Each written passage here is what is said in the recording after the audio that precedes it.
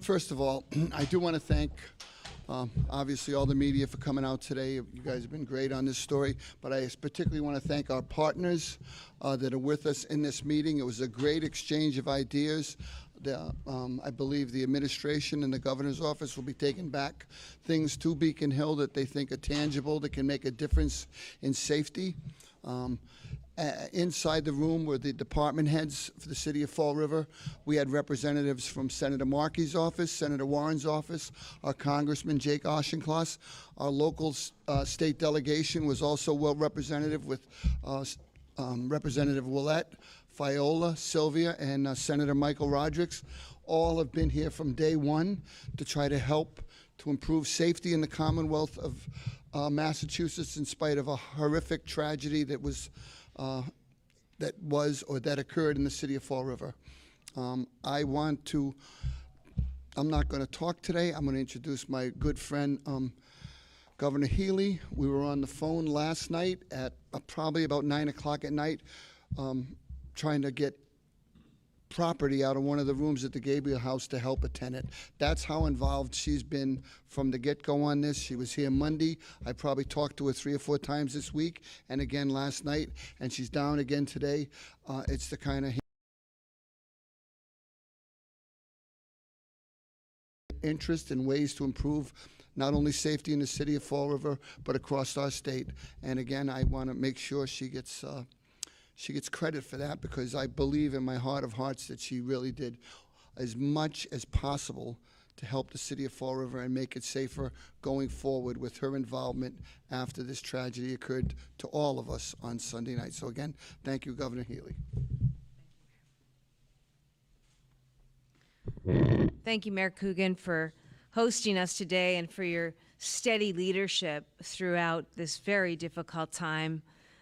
Thank you to Chair Rodrigues, to Representatives Fiola, Sylvia, and Ouellette for your continued partnership, your advocacy on behalf of Fall River.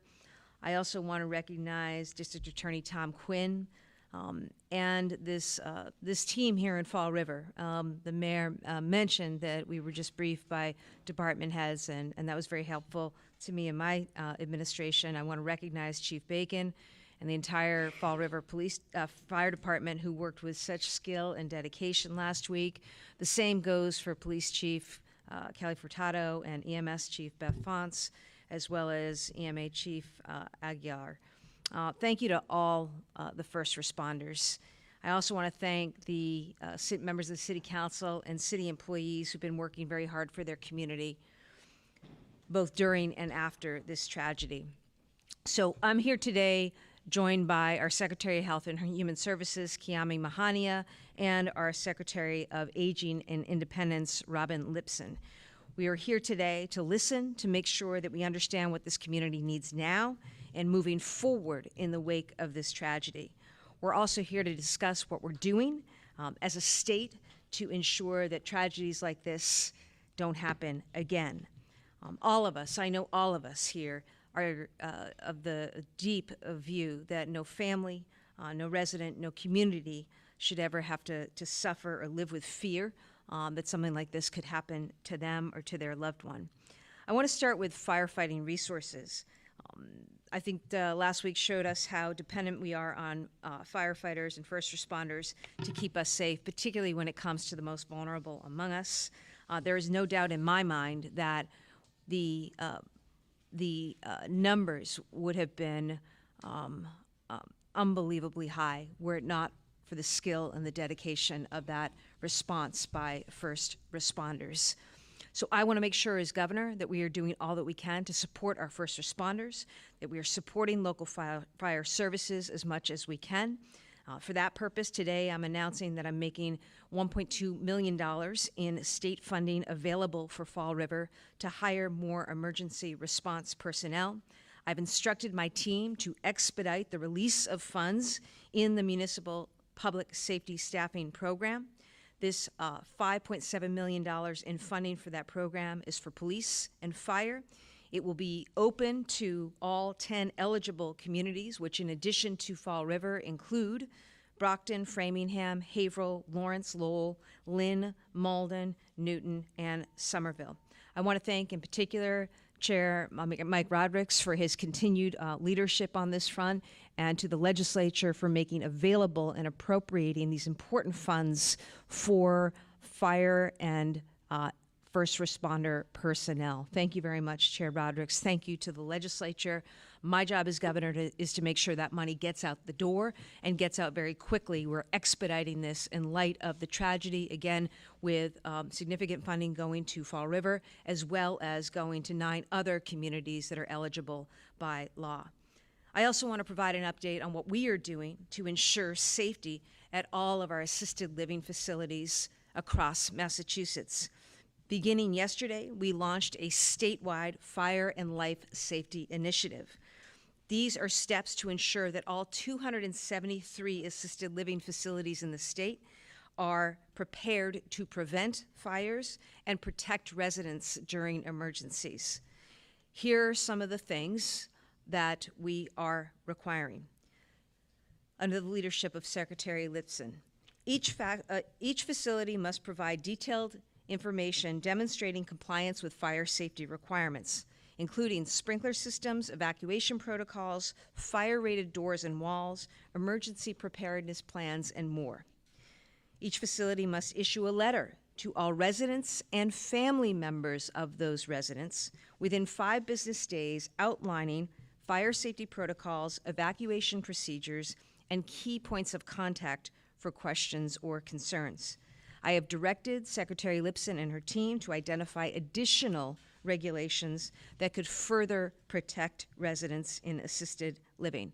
And some of the briefing, the important briefing we had from Fall River officials today, was very helpful in the formulation of potential recommendations and regulations. This work builds on progress of the Assisted Living Residences Commission established by the long-term care legislation that I signed last year. Again, my thanks to the legislature for bringing that forward and for prioritizing these issues.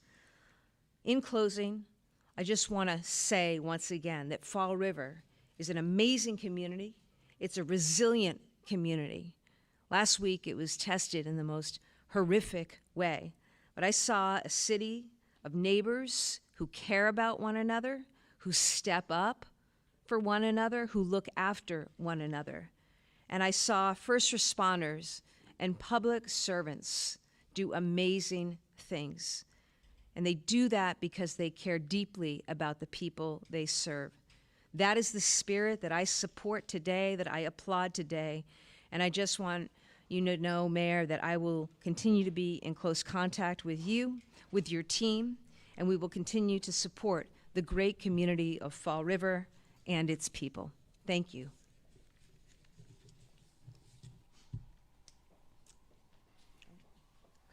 Governor, are you acknowledging I think that we're happy to take any questions on topic. Governor, are you acknowledging that the city did not have enough resources last week by allocating more money? Absolutely not.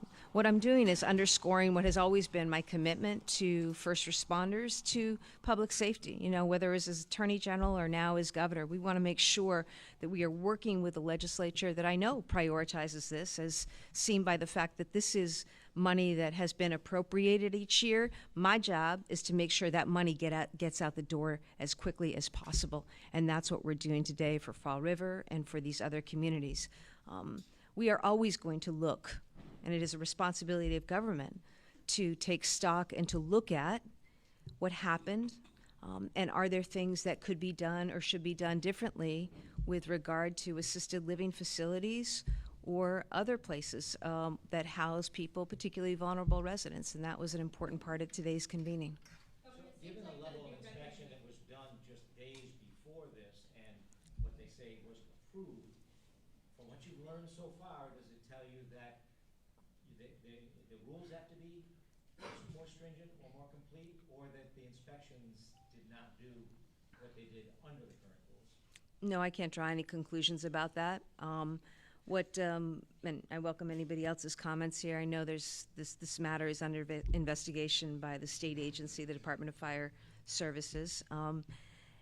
And I think what's important here is that if there are things that could be done, if there are updates that need to be made, either by regulation or by legislation, you've got a team here that is committed to act. And it's not just a team in Fall River. I think that any elected official is ready to work in partnership with others at the state, local, and federal level to make sure that we're doing all that we can to secure and to ensure the public safety of all of our residents. And, assisted living facilities, I mean, many of you have loved ones that you know in people that you care about in these facilities. They're growing. People are living longer.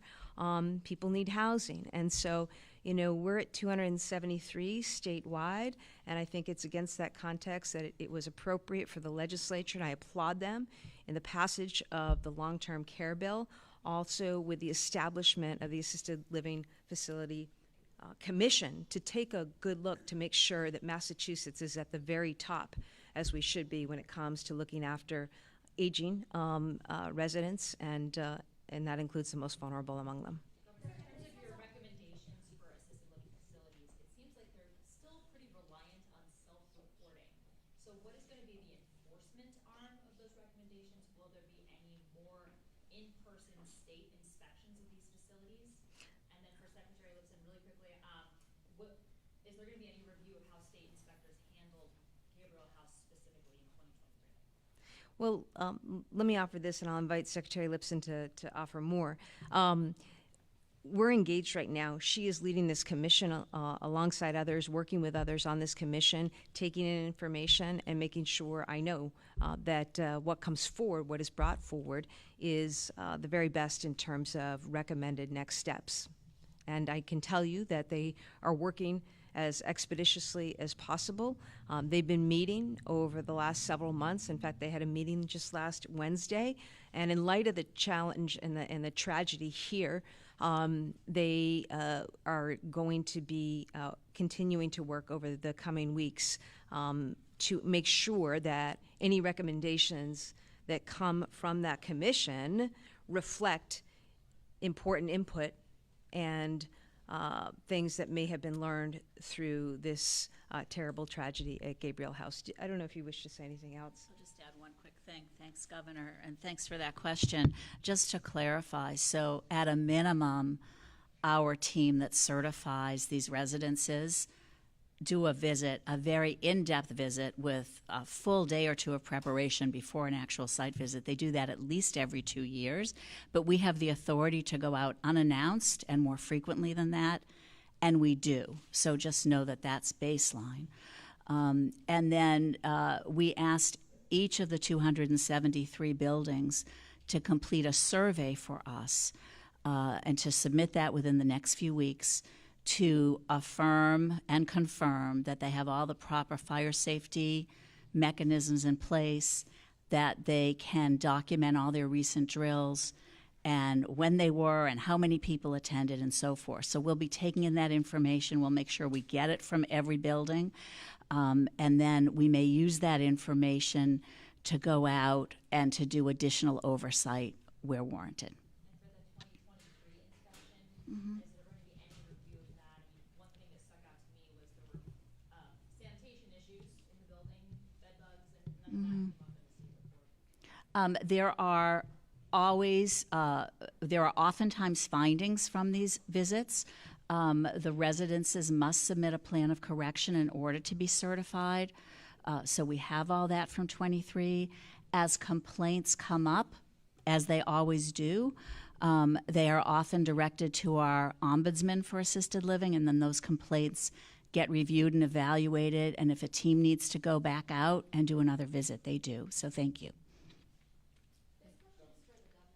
This tragedy has not only affected Fall River and neighboring communities who were there as a mutual aid that night, but it's now affected everyone nationwide.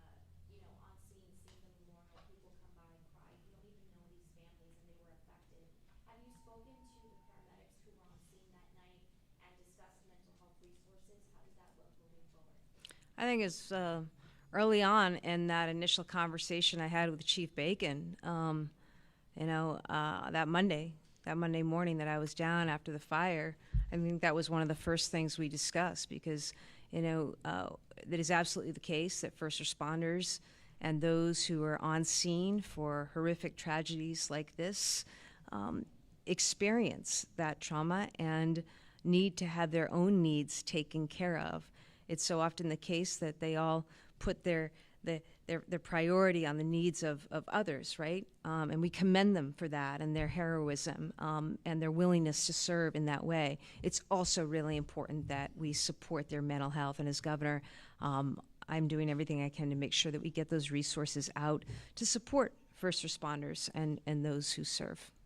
Why does it take a tragedy of this magnitude to sort of take a closer look at these facilities and try and make a change? It didn't. That started before this. As I say, the legislature passed the long-term care facility law last year. The commission's underway. In fact, was ready to come out with some recommendations, and then this happened. So I thought it was very prudent that more time be taken to make sure that anything that could have been learned from this experience, this tragedy, is accounted for. But I can tell you every day there are inspections happening across the state. There are drills and fire safety and protocols that are happening, engaged in by local officials and personnel, as well as state officials and personnel. And I think the important thing for the public to know is every day we want to make sure that we're putting forward the very best effort in terms of how we're approaching things in an ever-changing and evolving world, and that our folks have the resources. And again, I'm grateful for the legislature for coming forward, continued funding for public safety departments so that we have the staffing filled as we'd want that to be. Yeah.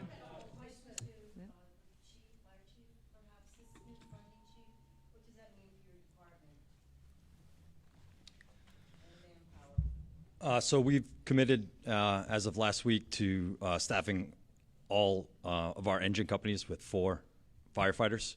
And that funding is going to help us provide that in the short term through overtime, and to start coming up with a financial model to hire sufficient firefighters to not have that reliance on overtime and staff the department properly.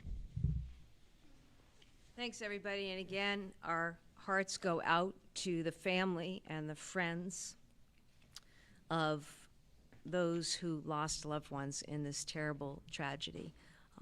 I am deeply sorry for your loss. The entire Commonwealth of Massachusetts and all 7 million people, I know, share in that sentiment and that expression of sympathy for those families, and know that as governor I will do everything that I can to work with partners to make sure that we are doing all that we can to ensure public safety across communities. Thank you very much, and thank you to Mayor Coogan and the Great Fall River team. Thank you. Governor Healey, may I ask an off-topic question briefly? We'll come back. Okay, thanks, everybody.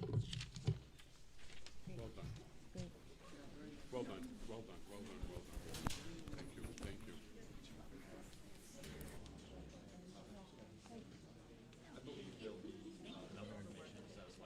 Kudos to Secretary Gorkowitz and Chris Marino for turning that money around so quickly. They were Marino knows it well. Yeah. Yeah.